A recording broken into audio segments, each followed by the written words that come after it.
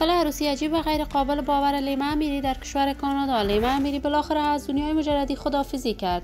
همسر لیما امیری کیست و در کجاست؟ و لیما امیری آیا با واقعیت از برنامه‌های رسانه‌ای خداحافظی کرد؟ دلیل دوری لیما امیری از رسانه‌ها چی بوده است؟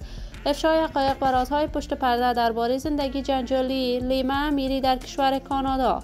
من در این ویدیو پیرامون حقایق همین ماجرا خواهم پرداخت، پس در ادامه با کانال دنیا اینفو باشید.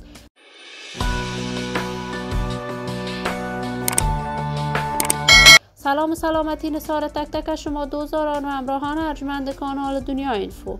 شما را خوش آمدید میگم به یکی دیگر از ویدیوهای جذاب و دیدنی این کانال. اگر دوست کانال دنیا اینفو باشید، پس برای حمایت هرچی بیشتر از این کانال علامت سابسکرایب را فشار دهید تا بیننده ویدیوهای جذاب و دیدنی کانال دنیا اینفو باشید.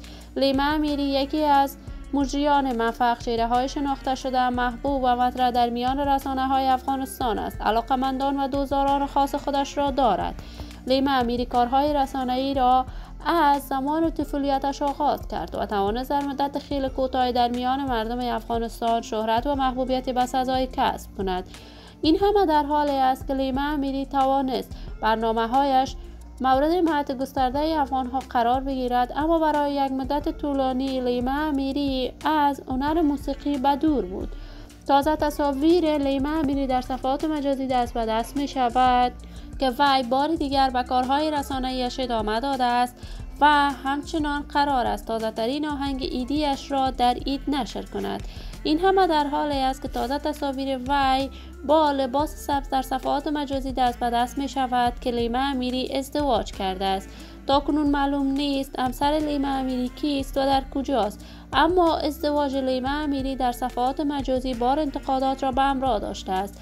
ولی ما آرزوی موفقیت، کامیابی و سعادت برای لیما امیری با جمعی از جوانان و مجریان موفق افغان از بارگاه عزت العزال تمنا دارم. عزیزان و همراهان ارجمند کانال دنیا اینفو، شما هم نظریاتتان را در بخش کامنت با من شریک بسازید.